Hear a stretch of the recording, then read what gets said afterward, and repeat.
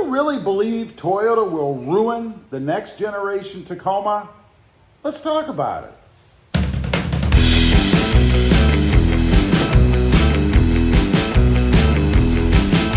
Well, good afternoon, everybody, and welcome back to Robmotive.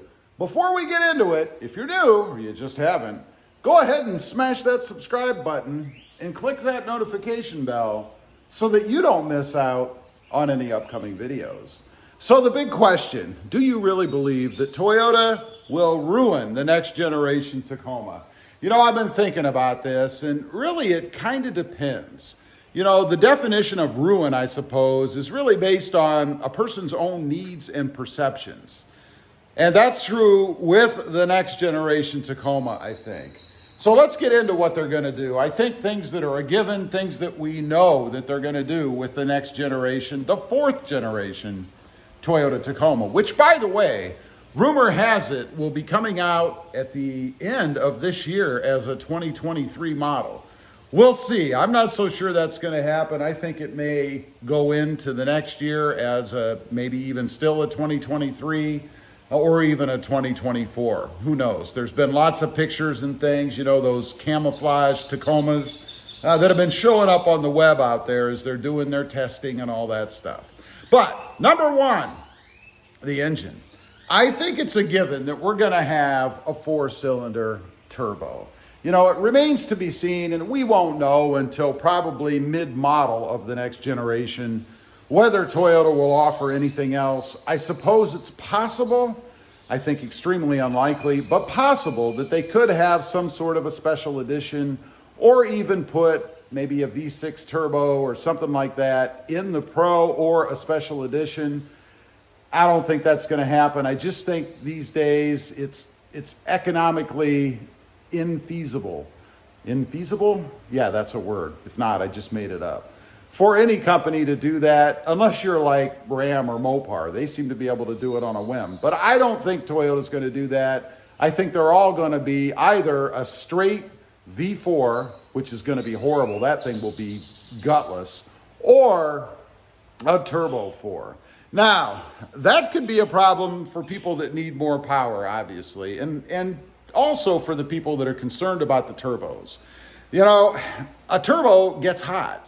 And the more you run the truck or put it through its paces, the hotter it's going to get. That could cause problems with a Turbo 4. Now, most people, and not everybody, I know there's people out there that run them harder than others, but I think most people don't ever run them that hard anyway. So I don't think it's really going to be an issue.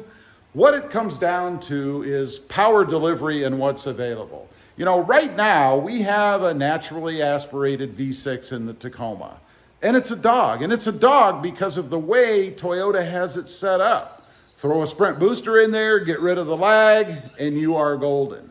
So it'll depend on how Toyota sets this up. You know, we could get a 4-cylinder turbo that's still a dog, even though it doesn't have to be. You know, I recently bought a Hyundai Santa Cruz, 0 to 60 in 6 seconds. And I know everybody says, well, it doesn't matter. It's a truck. Why does 0 to 60 matter? It's not really the 0 to 60 time that matters. It's the ability to utilize the power that the truck has. For instance, merging on the freeway, getting from point A to point B, just the everyday things. There's nothing worse than jumping in a truck that's gutless. It's just not fun to drive. Number two, the looks. This is where it's going to be very interesting. You know, I think Toyota kind of ruined the Tundra with the redesign that's out.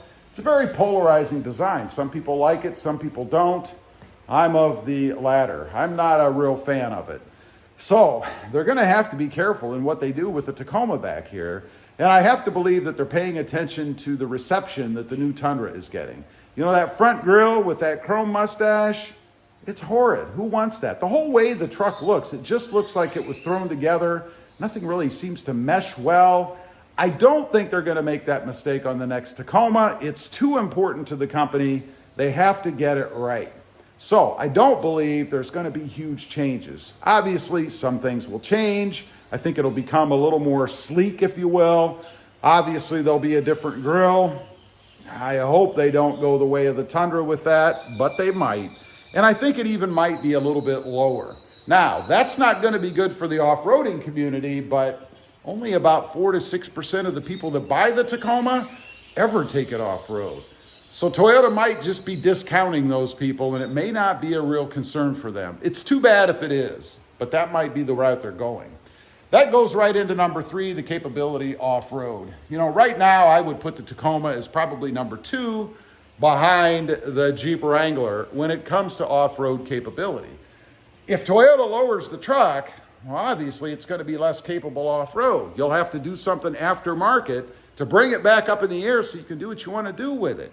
What about the suspension and all that? The brakes, people talk about the brakes. They want a brake change. For me, that doesn't really matter. As long as I push that pedal and the truck stops, I'm okay with it. But I don't know. I think Toyota might actually limit the truck a bit when it comes to off-road capability.